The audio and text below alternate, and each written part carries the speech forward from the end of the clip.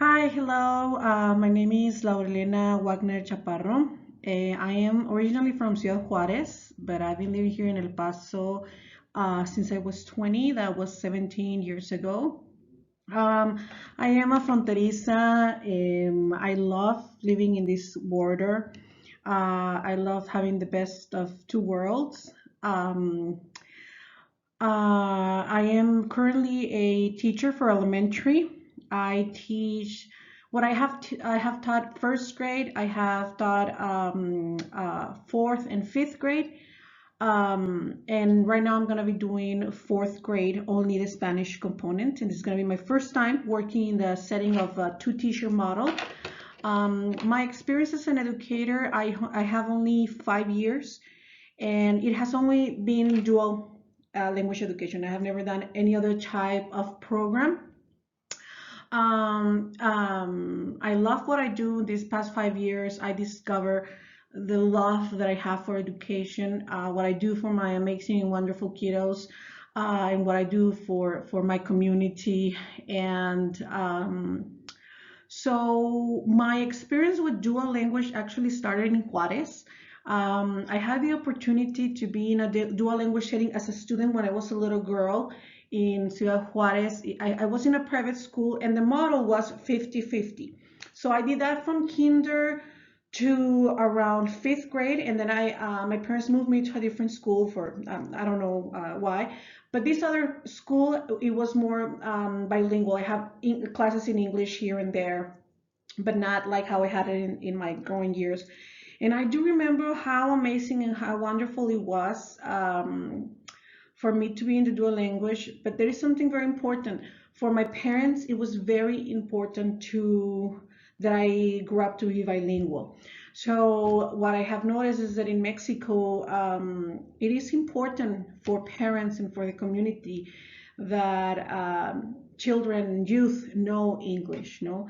Which was kind of different when I moved to El Paso to college. I have many friends that were Mexican American from several generations being Mexican American. And when I was in college at the very beginning, I was very shy because of my accent. And they would, some of them were very, encouraging me and tell me, "Oh, Elena, don't be shy at all. I wish I knew Spanish at least or something." And then I start pondering, no, why is it that, they're Mexican American and they understand very well the Spanish, but it's harder for them, to speak.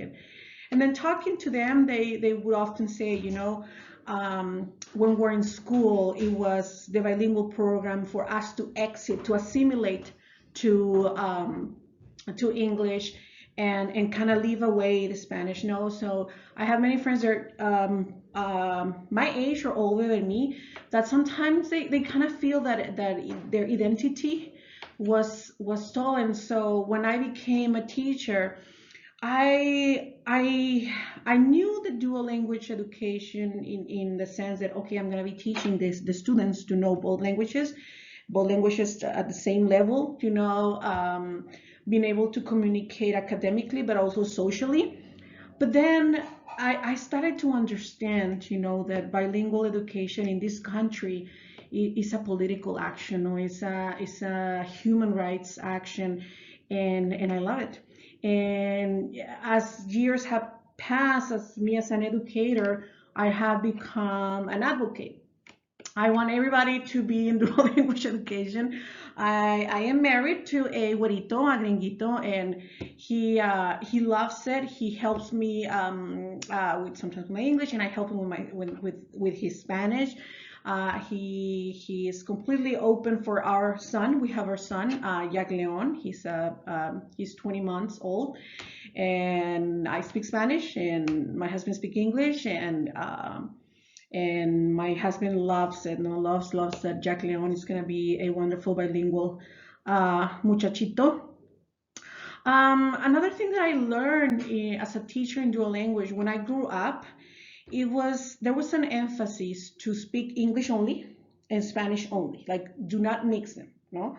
And then as I started to understand the value of translanguaging and also to understand that it happens, I mean, mi cerebro piensa todo el día en los dos idiomas. So it's actually hard, even though I learn in school to be very formal with my English and very formal with my Spanish and do not mix them. Um, Inevitablemente, you would always mix them, no? And so I value and appreciate translanguaging a lot. I want that my students, they are Mexican American that have more generations here. I want them to feel identified with his Mexican heritage and Mexican culture. Y para mis niños que son inmigrantes como yo, I want them to also, you know, experience and have um, both languages at the same level.